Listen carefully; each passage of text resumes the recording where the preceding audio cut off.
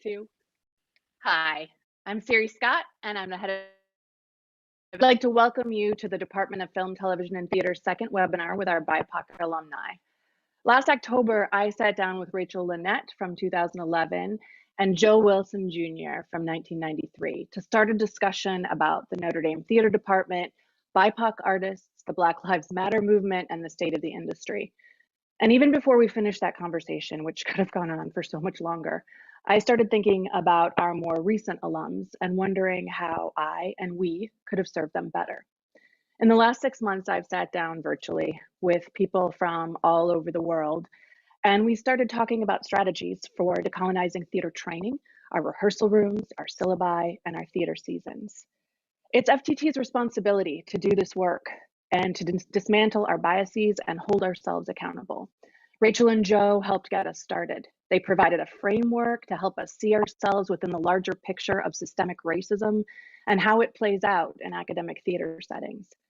Today, I'd like to focus our conversation on what Notre Dame can do to support BIPOC artists while they're in residence with us on campus, to improve their experiences here, and to help launch them into their professional artistic lives. Today, we're here with 6 former students who I am proud to also call friends.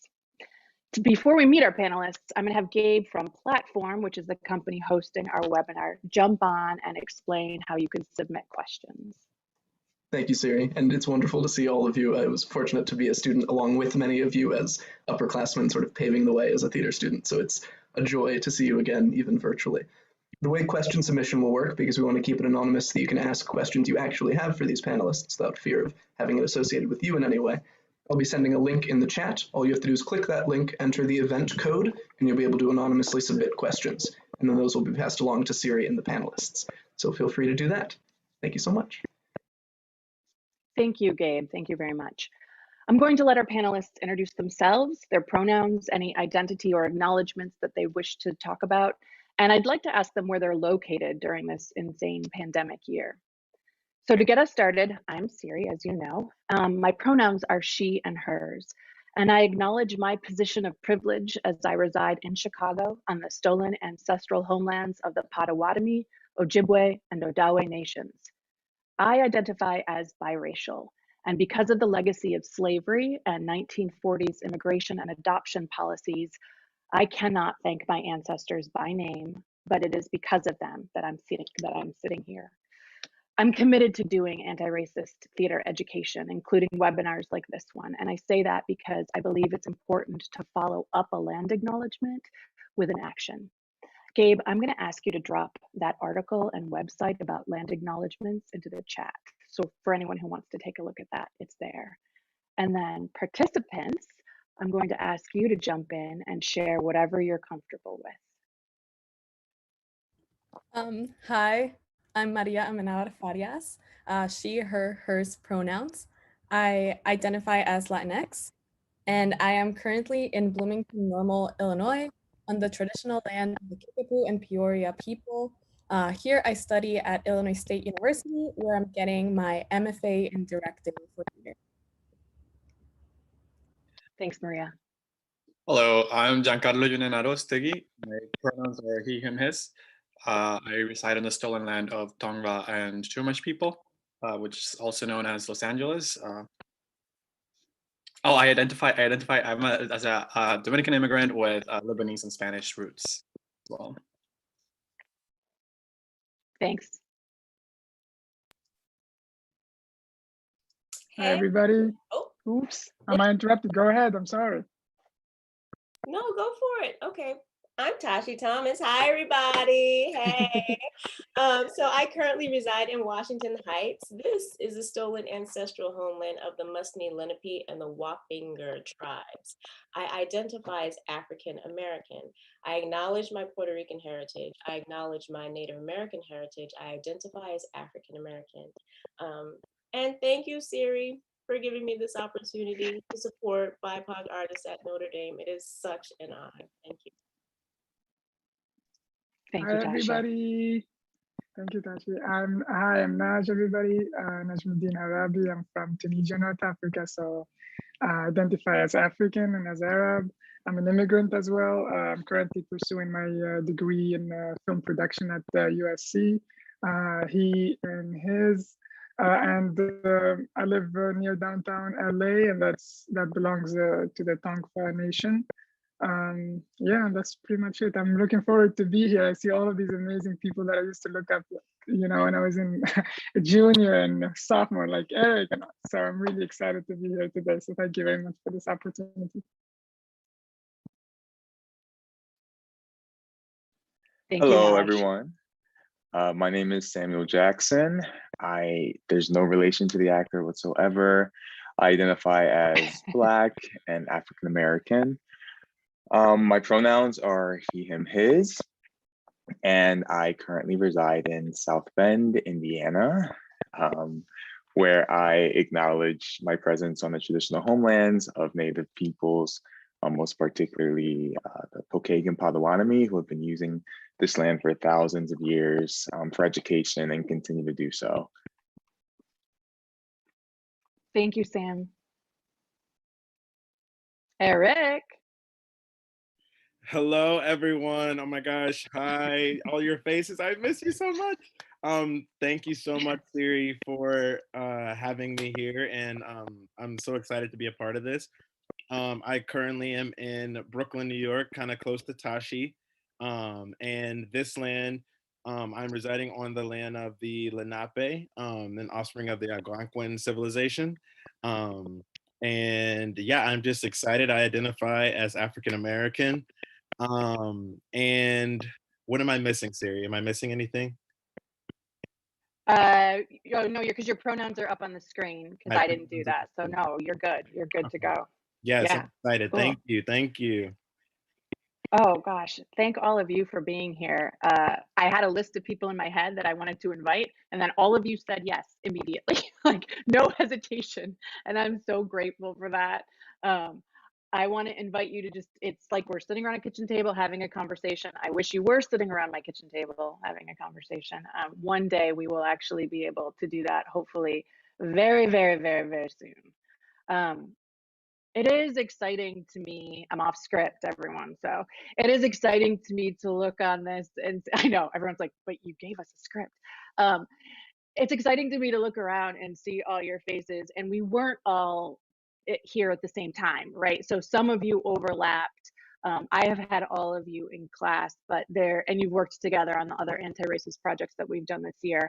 But it feels to me so natural to have us all sitting here having a conversation, and I'm as happy to see your faces as you are to see one another. So thank you again for participating.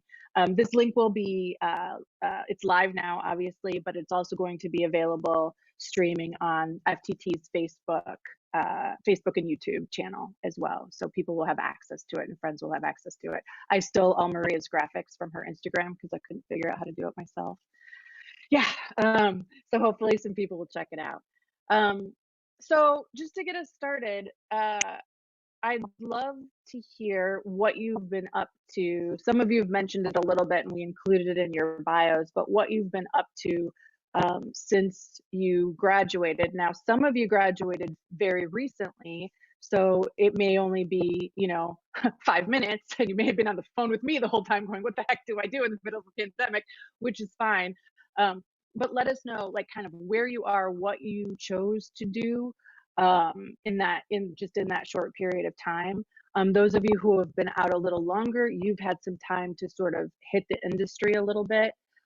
So yeah, I mean, and anybody can just jump in. Just let us know what you've been up to.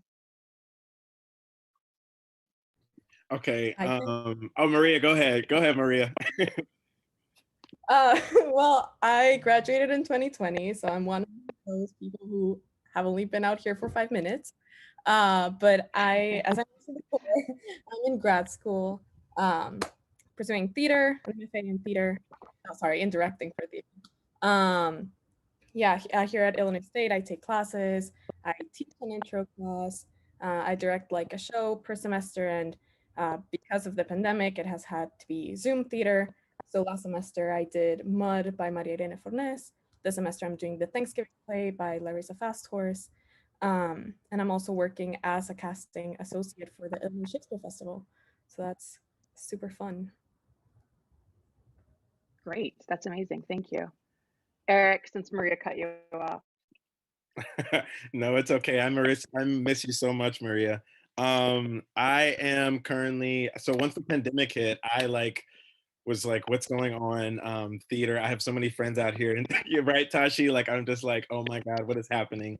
I have so many friends out here in New York that are doing theater. So hopefully we can get theater people back soon. But yeah, I like work out here as an actor, like on sets is like my day job, and then I'm like auditioning and stuff. So like that was a whole auditions changed and like sets changed, and I was unemployed for like a few months, but New York was like they looked out for us, and like SAG had some things. So I've been out of school for 3 years now. So I kind of had a little bit of some knowledge of what to do once the pandemic hit. So I know like Maria probably probably a little bit different.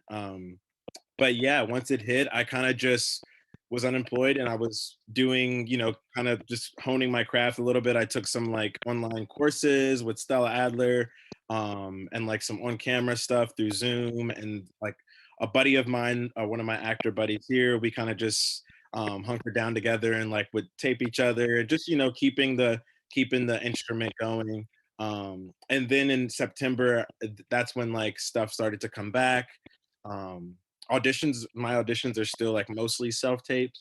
And yeah, especially as a BIPOC artist, it's definitely been a little bit difficult, but especially with the pandemic on top of it. But thank God we're out of it kind of now, and these vaccines are starting to roll out. So that's what I've been doing. Just thank God I have a job again, and auditioning, trying to book.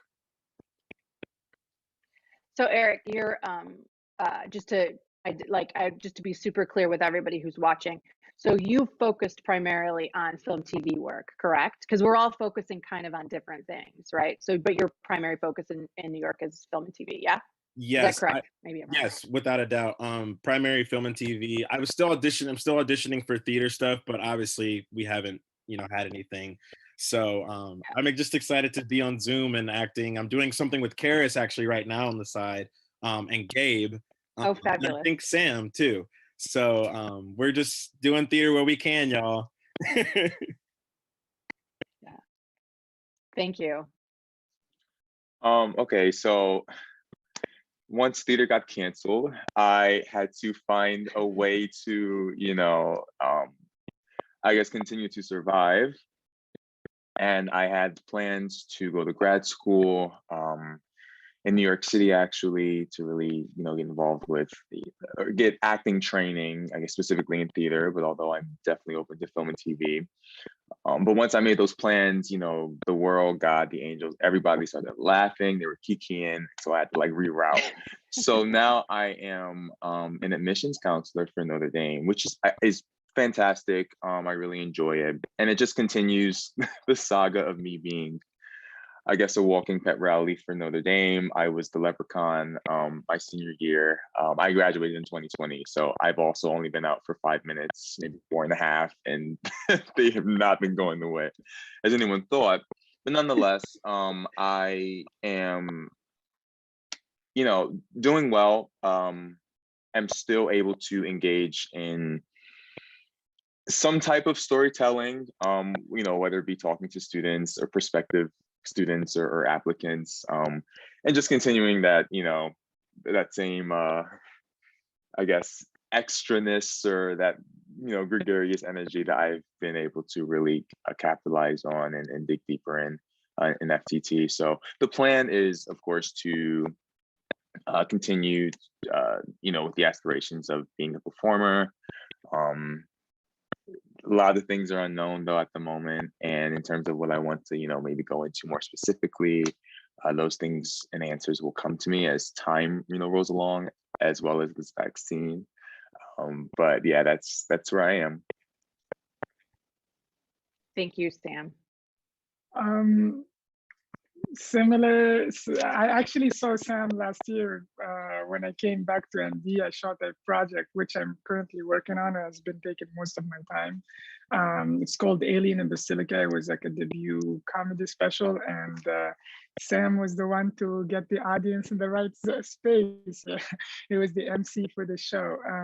That has been the project that I've been working on most of the pandemic, really, because when the pandemic hit, I was obviously just started going to doing my MFA, and the pandemic hit, and they were like, no more classes. So I'm basically no more work either, because I was working mostly on campus.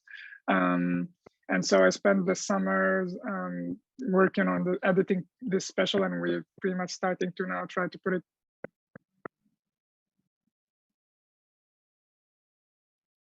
Like for me, your audio is going in and out just a teeny tiny bit, just letting you know. Okay, how about now? What you're, yeah, perfect. Perfect. And I graduated 2019, actually. So I have been 2 years out of school, and now I'm getting into my, finishing up my second year in the program. So I have a year and a half in the film production program here at USC, mostly focused on directing. And it's been a fun journey. I tried to my best to, even when I was directing projects, I tried to perform in others. I hear casting notes. I always put myself out there, try to be in auditions and push as much as possible. And it's been a great journey so far. I don't know if you have any more questions. Yeah. Oh, thanks. We'll get more questions, I promise. I graduated in 2017, so I'm somehow on the older end of this. But I actually also graduated in 2020 from UCLA. So I went straight to grad school in directing.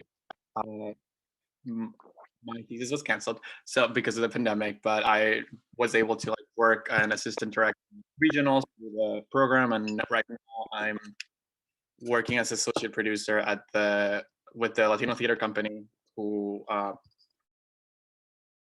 which is this big building in downtown LA, and we've been mostly trying to adapt through the pandemic and figure out Latino theater and the country, really. But yeah, that's what we've been doing since the pandemic hit, and doing some virtual reading. Thanks, Giancarlo. Yeah. All right. I'm not gonna tell you. I'm glad you think you're the oldest. You want me to tell him? No. You tell on me and you tell on you. Okay. I know. So, well, we're in trouble. Listen. Okay, so I have been working as a voiceover artist, specifically in advertising with commercial voiceover and publishing with audiobook narration. When the pandemic hit, I conceptualized and began producing a film called Survive, which takes place in a dystopian post-Second Civil War America. It follows an African-American empath on her quest to save the gifted. It's very creative, y'all. I also wrote and produced a film called Loving Me With You. And so when I graduated, it's been a while. I did transition into theater. So I had my one-woman show. You graduate your MFA program, you go into your one-woman show. I did that and slowly started transitioning into film and television. Great, thank you. We're not going to talk about when either of us graduated. That's fair. Okay, so now we get into the nitty-gritty. Shut up about the glasses. I need them.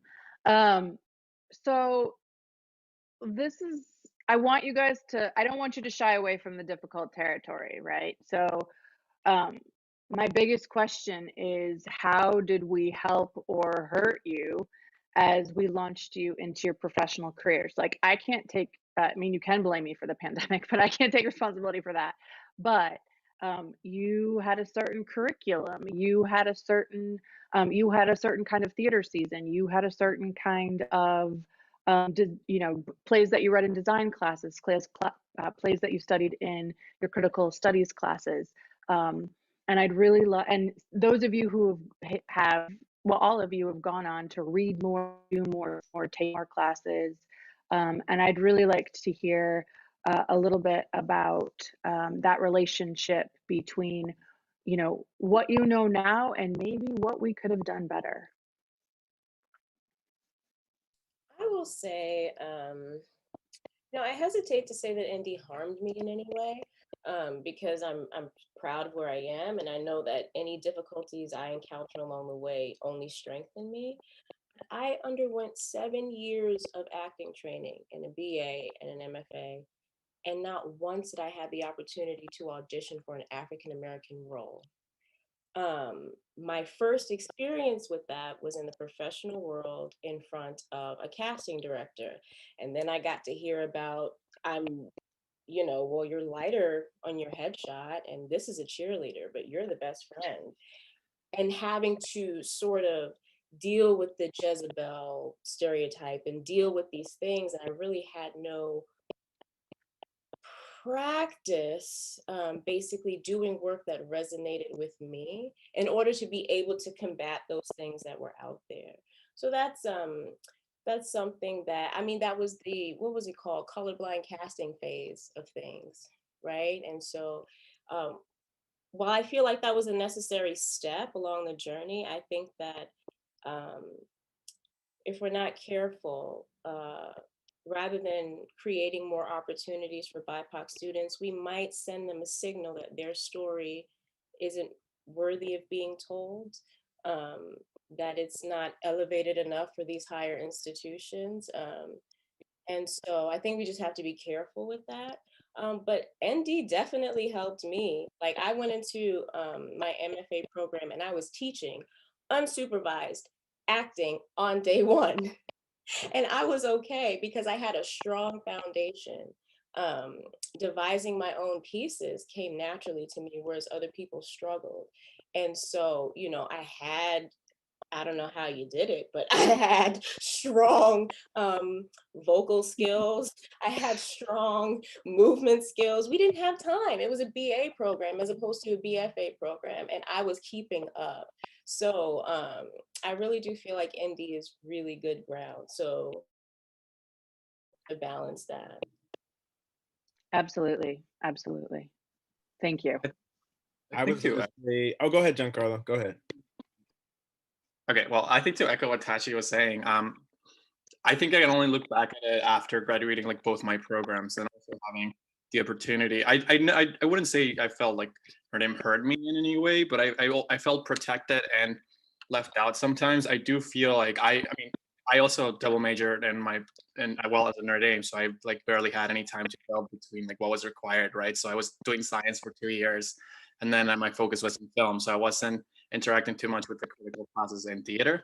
But I didn't get the chance to read plays or really engage with like the Latinx canon or even the Black canon while I was at Notre Dame in a position where it was as part of the American theater canon. Like, even when I was at UCLA, I was able to interact then. Those were when I was TAing for an elective class, right? They're still not part of like my main history of theater classes, right? We touched on some of them, but only like the most, like we maybe had like one August Wilson. But if it was not for the professors at Notre Dame where I interacted outside, like while I was doing my thesis, and gave me like a plethora of plays to be reading that were like, you need to be reading this, especially if you're going to an MFA program. And I like spent all summer reading them, right, to be able to like immerse myself in it. I think that like also the other thing is my experience, especially as a director, I think that, like, you need to investigate a lot of like where you stand in dialogue with your identity and with your community. And because of the environment at Notre Dame, when you don't have someone from like that is of your culture to interact with, then your identity is kind of prescribed to you. And so I felt like, and that's something that I was thinking about because you sent me this question, and like only looking back at it, can I be like, oh yeah, I couldn't explore who I was as an individual while I was in Notre Dame and that directorial investigation, because I had to defend my identity before I could even engage with it. You know, like, I mean, especially as a Dominican that's lighter skinned, that's Lebanese, that like every single time I interacted with someone, like they always ask me, like, why am I not darker, right? And so I have to like defend my identity at Notre Dame instead of like figuring out who I am as an individual artist. And I think that like it's not necessarily like the professor's fault, but it's something that the environment like led for and prevented me from doing the investigation that would develop me further as an artist, I think. Yeah, I think you hit on something that I think I talked about in my intro, but I don't know that the questions really hit. Like, as much as we can think about how we can support BIPOC artists while they're in residence with them, because you know, and I'm literally throwing this in here. So as we go through, if you guys have ideas, pop in with them, because how we support you while you're here then will allow you to start that investigative process, which is one of the things, you know, hopefully that college is about. And we want to provide, whether it's through our curriculum, whether it's through our advising, we want to provide you with an environment, even just in our, like, we can't control everything, but we can control, like, into my classroom or the environment, the department, like the department is really interested in providing the kind of support that the students need. It's also difficult to know, like, we'll try something and then it doesn't, you know, which is fine, right? It doesn't work. And so we're going to keep trying whatever we can. And the desire is for you to feel completely supported while you're there. But representation is a massive, massive issue. And I hear you with that. Thank you. I sort of want to go off of what Giancarlo was saying. First, I also want to say I did feel like Notre Dame helped me in many ways. Like I did have the opportunity to read a lot of like plays by BIPOC people, you know, in whether it was in hyphenated American or script analysis classes, and reading those plays has been like super helpful for me right now as I'm like directing those. The titles I've been proposing have been plays I have read in those classes. So I am very grateful for that. I'm grateful for the professors supporting us, and like Tashi was saying, I also like I have to teach right now an intro to theater class to non-majors, and I just graduated college, so I feel not super qualified to do that, but at the same time, like I'm able to do it. So, you know, I thank Notre Dame for that. But going off of what Giancarlo was saying about how I did feel that my identity was always tied to me, like it was always like Maria is Guatemalan, Maria is an immigrant, Maria is Latinx, you know, and like everything I did was sort of to justify that or like to prove that. And I think sort of like a big reason of why that is the FTT season.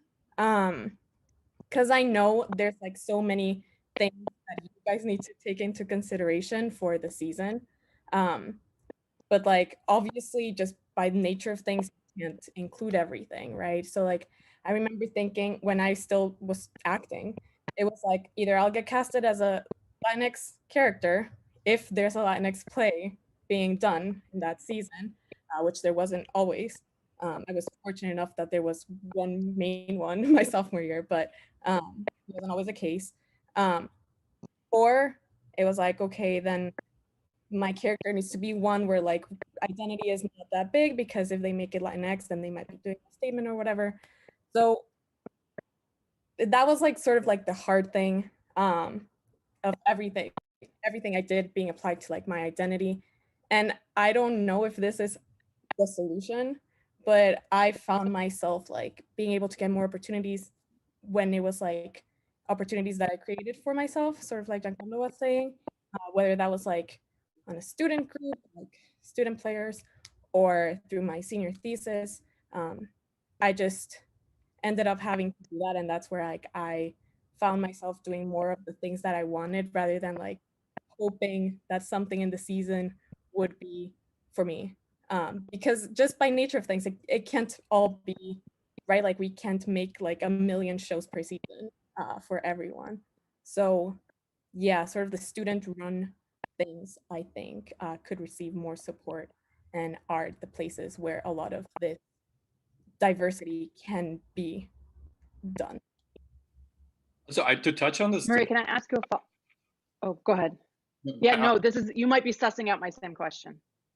Well, I think that like I was gonna say, speaking from my experience being there, I graduated 3 years before Maria, and like I remember doing my thesis, and from what I've heard, and even from the emails that I still get, because for some reason I'm still on the list here, of like how student projects are supported now has changed a lot from where I was there. Like I remember when I was doing my thesis, it did feel like an uphill battle, and still felt like those opportunities weren't necessarily there anyways for me to even direct something. And I mean, I wrote and directed a play, and I was like kind of like, oh, I had to pick one, and I couldn't even like, even if it was like a thesis that was direct, I don't think directing thesis like that were existed. But it did feel like I was like challenging both the artistic project that I decided to overtake, and not feeling that support from like everyone, and like all the pieces of the department working together to support me in that difficult artistic endeavor that I engaged in. And like I think that is something good that has happened through the last few years, at least not from personal experience, but from what I've heard of like the faculty actually wanting to support these different students' opportunities.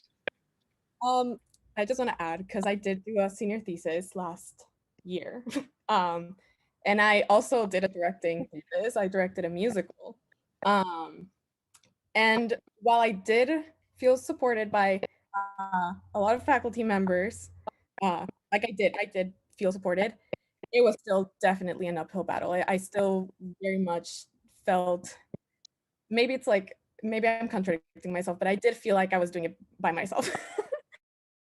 Like I did feel like I could go to like Siiri or Kevin or Matt or Stacy and like, ask for help, and they would help me. But at the end of the day, obviously it's not the support that would go obviously to a show in the season. I know there were a lot of difficulties that happened because I was doing this musical, and that's, I acknowledge that. But yeah, sorry. So resources, well, I'm going to try to, so I'm trying to figure out, making sure, I want to make sure I'm hearing you correctly. So resources need to be distributed more evenly among student projects as well as, main stage or faculty directed projects, because we're kind of switching up that paradigm now too. But I'm hearing that you needed resources that were not made available to you or that were difficult to get. Is that accurate? Yeah, and even like sort of the process, like understanding the process, to me the whole thing of like getting rights, finding the space, like I did end up like I did receive help, but I was also incredibly lost and like figuring out it during my senior year, when I was also like working with Sam on anti-theater now, and applying to grad school. It was like it becomes a lot, and I did choose to do a thesis, so like it is my fault. But it's just those supports of like resources. I also had to apply to grants, and that was a whole thing. But also just helping, like knowledge, I guess, like guidance in how to do like student run-ins, to do your own projects, just like that, and to do that and support to do that. I think I felt support in the performing aspects for sure. Like I felt like I could go to you, I could go to Karis, I could go to Anne at any point where I was struggling. But when it came to, I secured a grant, and once I had the grant, I had the actual like monetary resources to do it. There was no machinery that allowed me to do the lights, do the set. Like I built my own set, and nobody told me even how to build a platform. I had to like figure out online, and I like Riley and like had to like get a friend to get a truck to bring it over. Like I had to, which is great in a part, and I think that's part of like the hardship that prepared me to be able to like produce my own shows later on. But I felt like, as someone that's bringing a new thing, trying to do a big artistic endeavor, knowing the challenges that it already takes in a year, I felt like there could have been more support from kind of like the machinery of the department to be like, oh, maybe you can do this weekend. So it was like I had to like fight for only one day to do this, right? No, I'm hearing you. I hear you. And not just for like theses, but also like student but also for like student groups and student run things. I am biased because I was very involved with Student Players, but like Student Players was a club that was super dedicated to passion projects and to inclusion and diversity, which is, I think what made that student group stand out. And we struggled a lot with that club because obviously we didn't have that support. It was a lot of like FTT people who were also like involved in the season or whatever. So even like something that isn't as technically big as a thesis, it was hard just to do theater outside of the department that mattered, I guess, because of that lack of resources. I will I say, hear you. Yeah, thank you. I hear you. Thank you, Sam. Yeah, go ahead. it's interesting and slightly funny to hear, Giancarlo talk about his experience, because I was actually in his thesis as a freshman, and I was, receiving the text being like, I just built you a platform, like we're using this night of rehearsal. I was also working very closely with Maria when she was doing her many projects, and also helping me out as a playwright when I wrote the T on ND. I would say, they're directors, and so I identify mostly as a performer. But in the time that I, was acting as a playwright, it was difficult, and I would say that there was support there, as much as any professor would, would be willing to provide, because that's, just part of their job description, and they love the material so much. However, I went in kind of ignorant to institutional, I guess, like battles that I wasn't really aware of at the time, and that led to me developing an entire play that within a month I had to rewrite in 3 days, because oh snap, I want to write a story about gay, queer, Black people, in a white world. And mind you, I only wanted one, and we couldn't find any, and like I couldn't be a part of that because I was, really busy myself. And so just having like months of preparation, and there was like just no foresight. I mean, maybe there was, it just wasn't expressed to me. And we went around, or we developed this play for weeks and upon weeks, meeting, and it was like, oh my goodness, well, now what? And so I think that was definitely something that I felt alone with, Maria felt alone with, we were alone with together.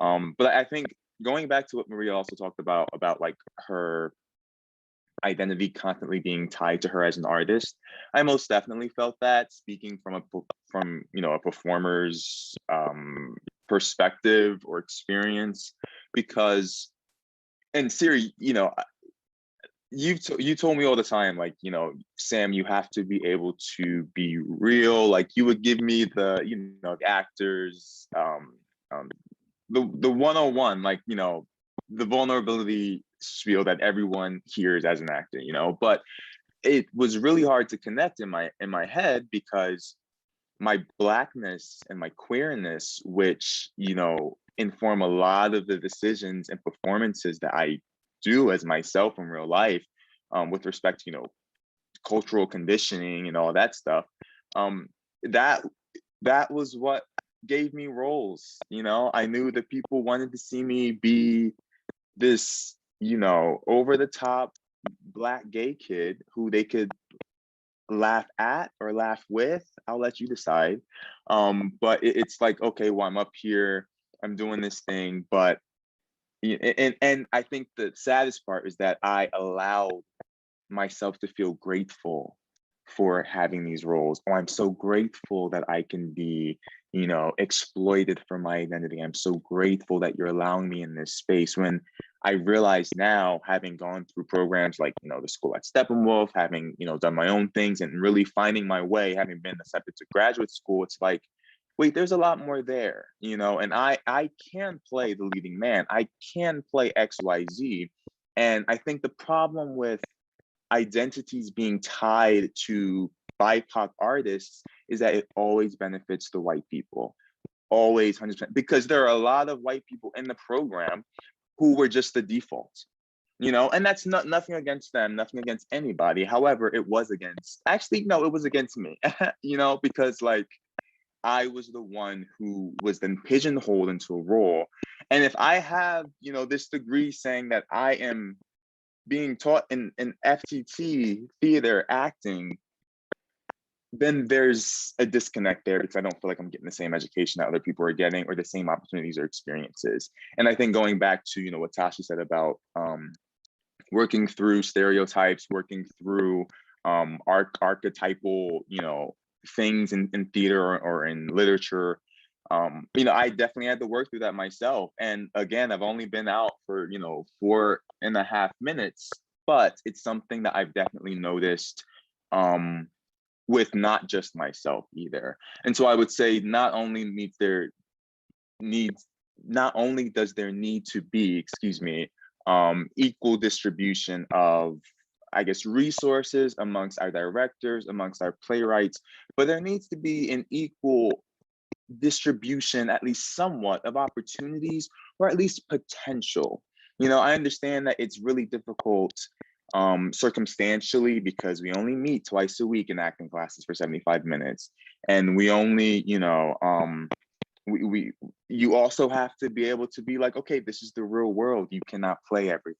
However, when there are 7 people in the department and we're gonna have to all play, every role, there needs to be a conscious awareness of, okay, who are we centering here and for what reasons? Yes, agreed. I have a couple questions in the chat that I want to throw in there. Eric, I'm not going to cut you off from answering this question. I want you to be able to answer the question, but this one kind of bounces through to everybody.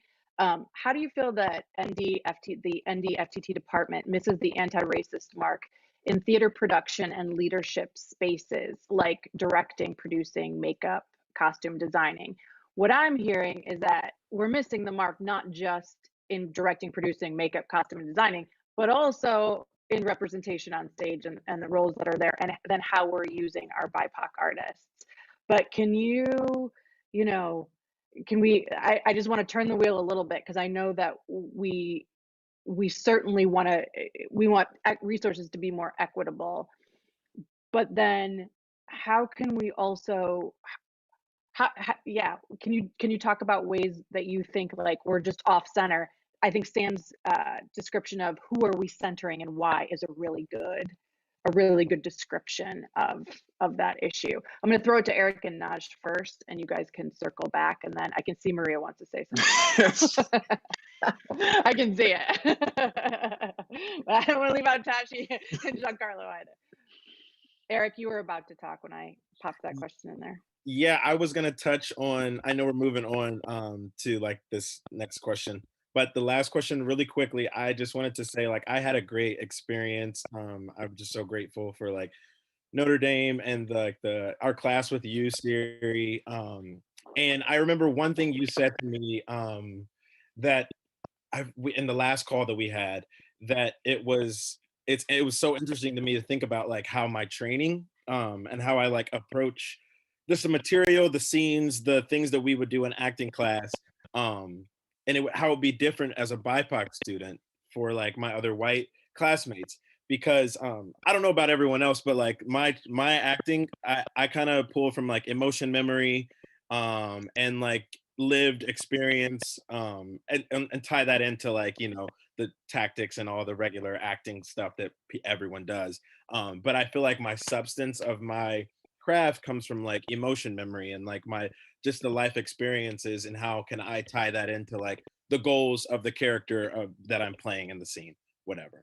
That just struck me because I always felt like when I came into the program, I always felt like my lived experience and my like emotion memory, things that I can pull from, were strong, but my knowledge of like goals and tactics and like the way scenes should work out, like on paper, things like that, Siiri kind of helped craft. And so is what kind of made made me who I am today. But I thought that was so important for, especially as BIPOC actors, that like our experiences are different than white experiences. And how does that like help your acting, or how do you approach scenes, and how do you approach because somebody could hand you a scene and I would often be like, wow, I've had, whereas like I'd have a white partner and I'd do a scene with them, and they would kind of be unfamiliar with the experience. But it was something that like I had been through when I was a kid, or like as a Black person in this world had experienced all the time. So a lot of things were a lot easier to grasp. But as far as like leadership, I was so grateful for like my teacher, like Karis, because she was the first person. I did indie theater now that was a Black role. my freshman year. But she really was like the first person outside of our classroom, Siiri, to like want to give me roles that would challenge myself. That were Black too, like Blood Knot, That were Zachariah, like Black, yeah. yeah, like was one of the like most prolific Black roles like anyone could ever possibly encounter. And then INU, that the Joseph was like a Black basketball player. And so I was just so appreciative for her, just like introducing Black roles to me and being like, this one's awesome, maybe we should do it. And a lot of the time it wasn't even like through the department. It was like Karis would see me on the side and be like, hey, I want to do this show with you. So that was kind of like the way that I was introduced to like bigger Black roles in my department. But there was one other thing that was like more specific that you were trying to get us to hit on, Siiri. Well, the question was, how does FTT miss the mark in terms of anti-racist theater policies, in terms of producing and leadership and the spaces that we create? But I'm hearing it's a combination of representation and resources. But I'm wondering if there's more to it than that. One of the other questions is, do you ever feel pressure to participate in an FTT production, class, or project in order to fulfill certain BIPOC characters needed, which may not be represented in the rest of the casting pool? Like, do you feel like, I've seen all of you play different things, but like, do you feel like we need you to play the other, and whatever that other might be? I had an experience. I mean, Tashi and I did a show. Yeah. Go ahead. No, please. I had an experience like that, and like I won't say any names or anything, but like I had an experience. It was one show, and it was majority white cast, and it was set in period, and I auditioned, and I didn't get a call back or anything, and I was completely fine with that. And then when the cast came out, I saw everyone who was in the cast, and there were people that weren't even in the department, as far as like acting wise in the show, that were like big roles. And I wasn't upset about that at all. I was happy for whoever was getting that opportunity, because I was fortunate to have those opportunities. But I got a call from someone, and they asked me to be the other basically in the show. There was a couple of roles that were like small, like maid roles or like butler roles. And I was just extremely taken aback that like I get the message that they were maybe trying to send, but it's over for that. Like, I'm sorry, I'm not playing butlers or maids or anything. I was gonna ask if you did it, and then I would have. Oh no, I turned it down. I completely turned it down. But it was just, it was like that was what they called me and asked me to, after I auditioned, after I didn't even get a call back, they had a role to fill, and somebody, I guess, had turned it down and was like, hey, do you want to play this role? And I was like, no, I'm not doing that. Like, thank you, no thank you. Thank you, no thank you. But yeah, that was my experience.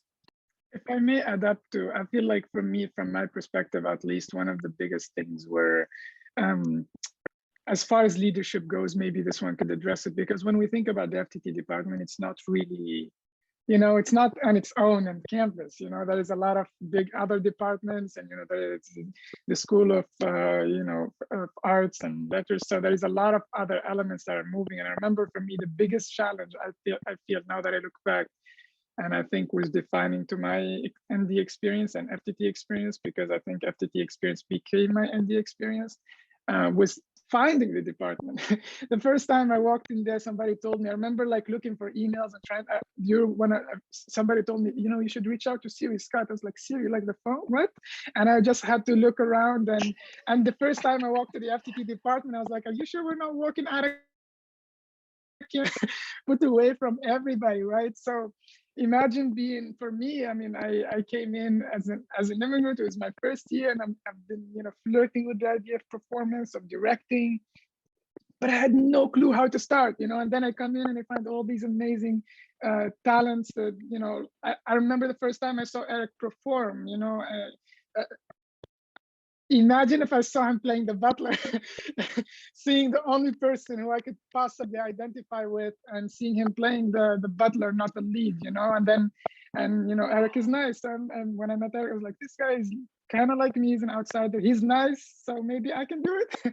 And I think that's one of the biggest challenges, because once I found the FTT department, it was more a question of application. I think if you come in from, especially as an international student, usually you're doing things in your third language.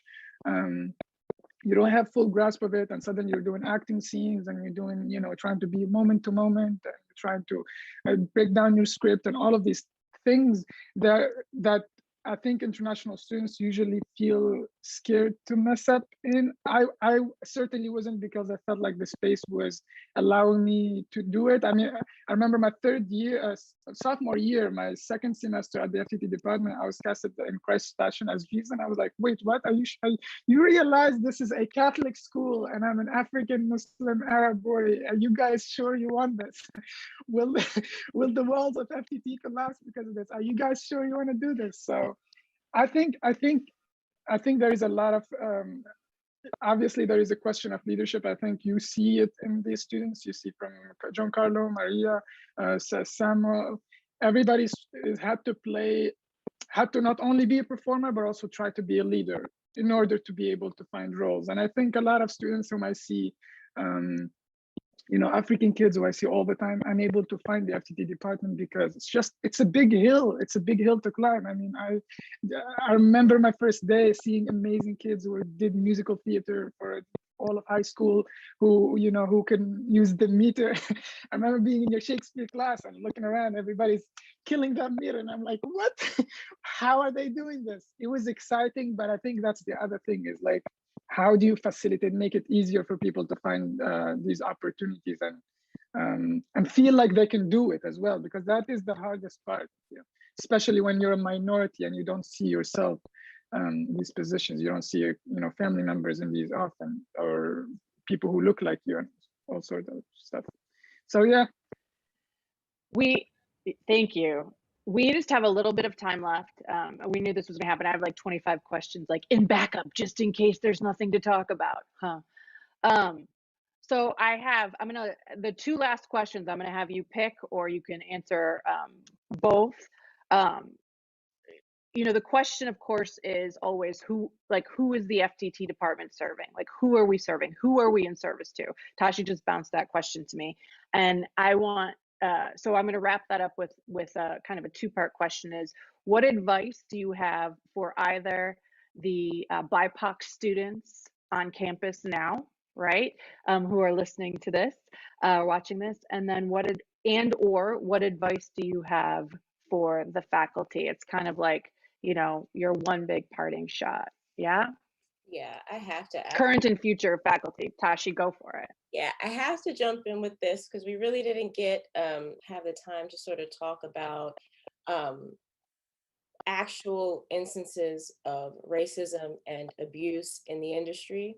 And so I would like to advise BIPOC students right now, before you get into the real world, to develop a system for processing offense.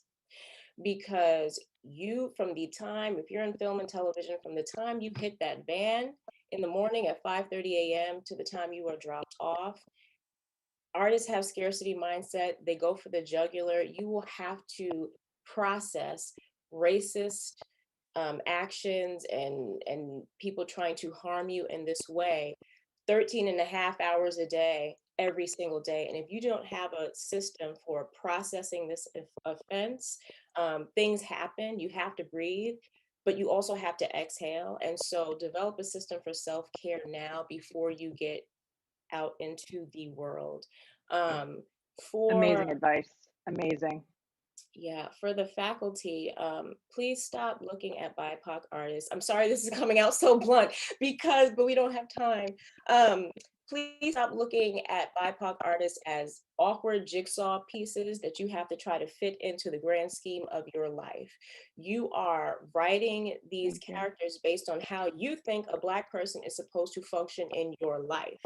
And that needs to stop. I think that the faculty at Notre Dame needs to realize that it is as important for the white students to hear our stories as it is the BIPOC students.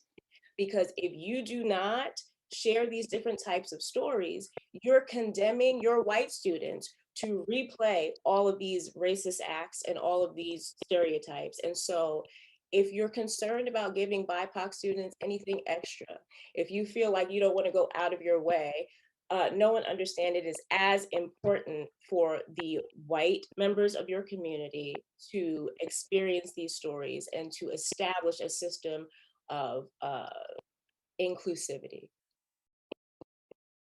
Beautifully said. Beautifully said.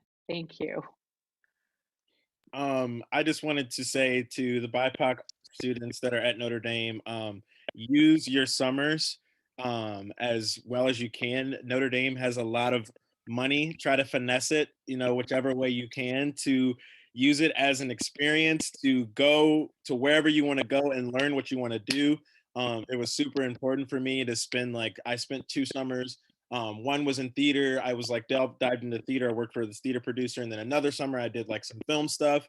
And that really helped me discern okay, this is the route that I want to go. And when I got back to school in the fall, I had goals and I had a set of things that I wanted to accomplish for the year that I knew would get me to that point.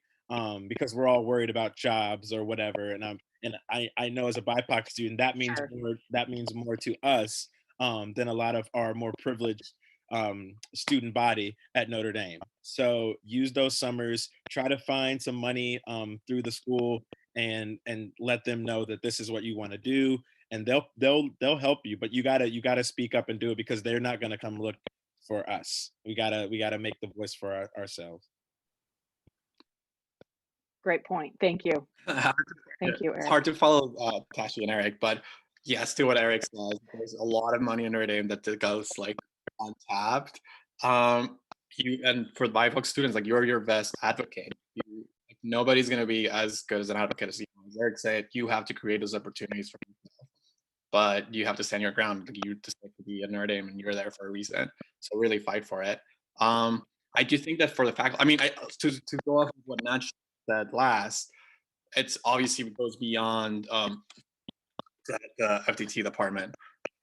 Professors tend to teach from what they grew up in, and they have the first thing that the faculty needs to recognize is what their their own education came from. We haven't even touched about different performance methods. We haven't even gone about how theater, what theater means beyond the American perspective, right?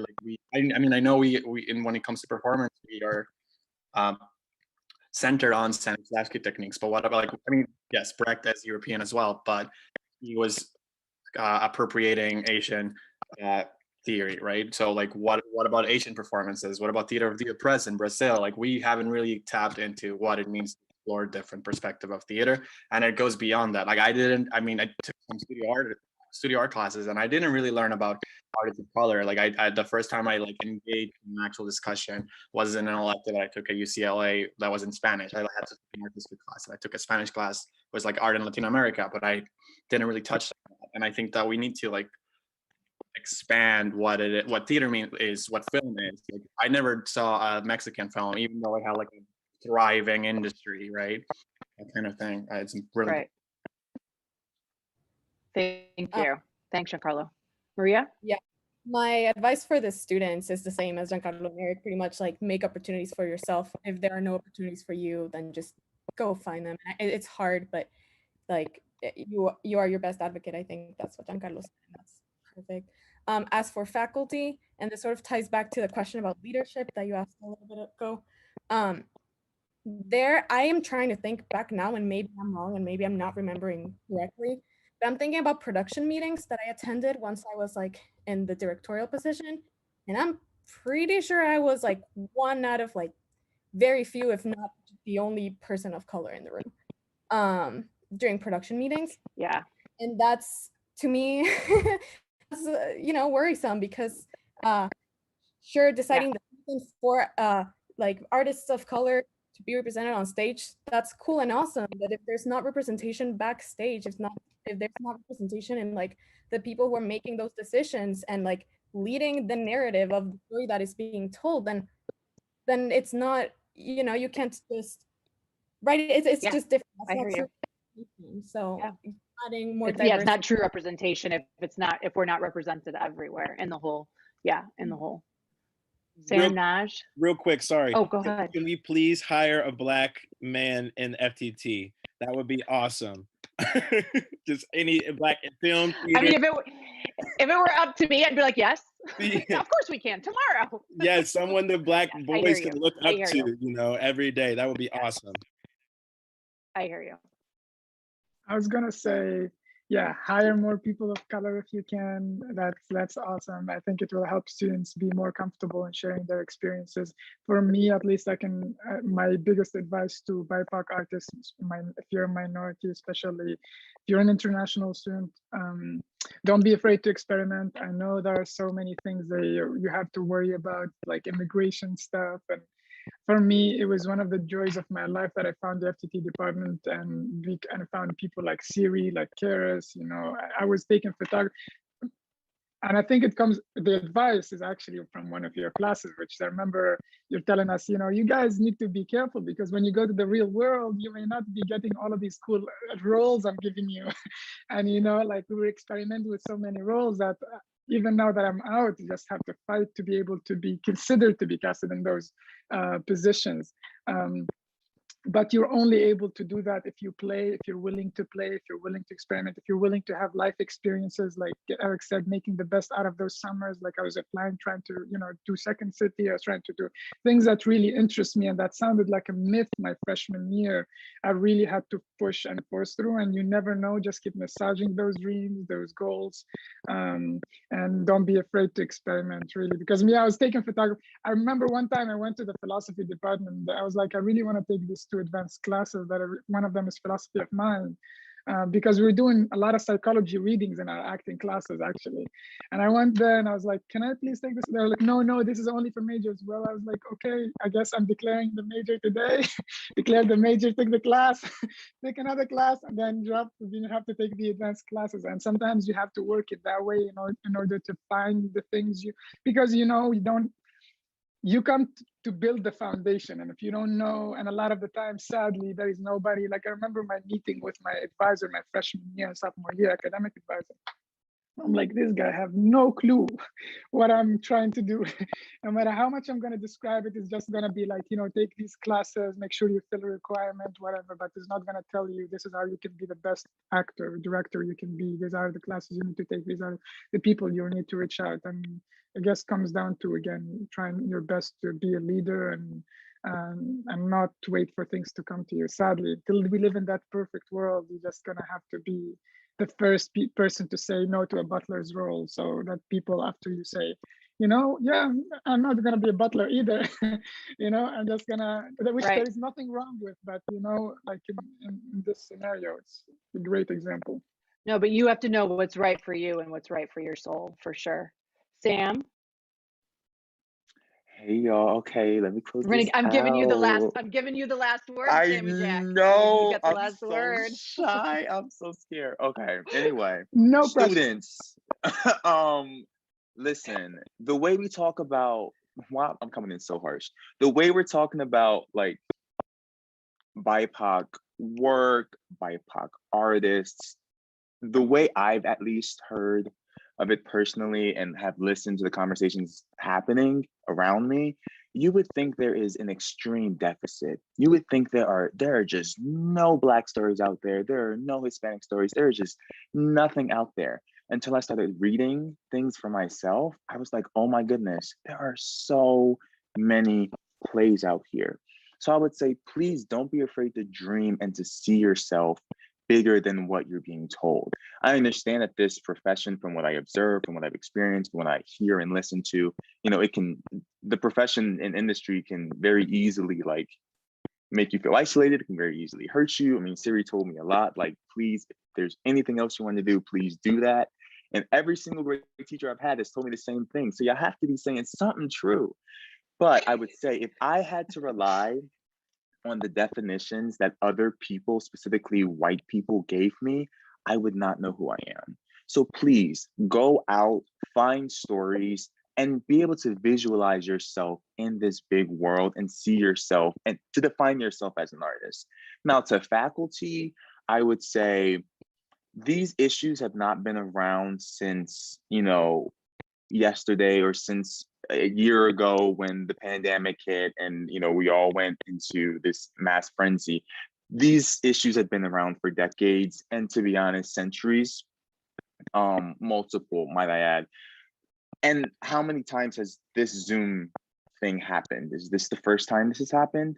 Let's just say this: the burden, the responsibility to fix things cannot continually fall back on the necks of BIPOC artists, and it's great that these conversations are happening. I think that we should be centered.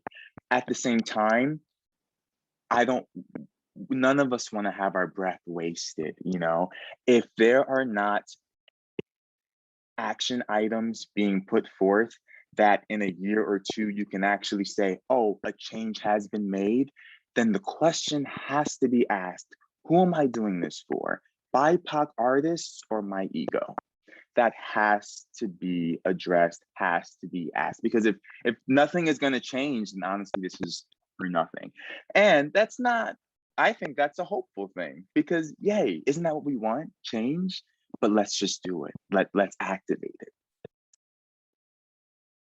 Thank you, Sam. See, you were supposed to have the last word the whole time. Thank you. My heart to all of you. I am so grateful to each and every one of you. I can't wait to actually hug you in person. Getting a little teary, the whole thing. So my gratitude goes out to you. My sincere thanks to Platform, to Joe and Rachel for getting this whole party started, to Nicole Brewer and Jay Skelton and Cassie Mashevich and all my colleagues at FTT.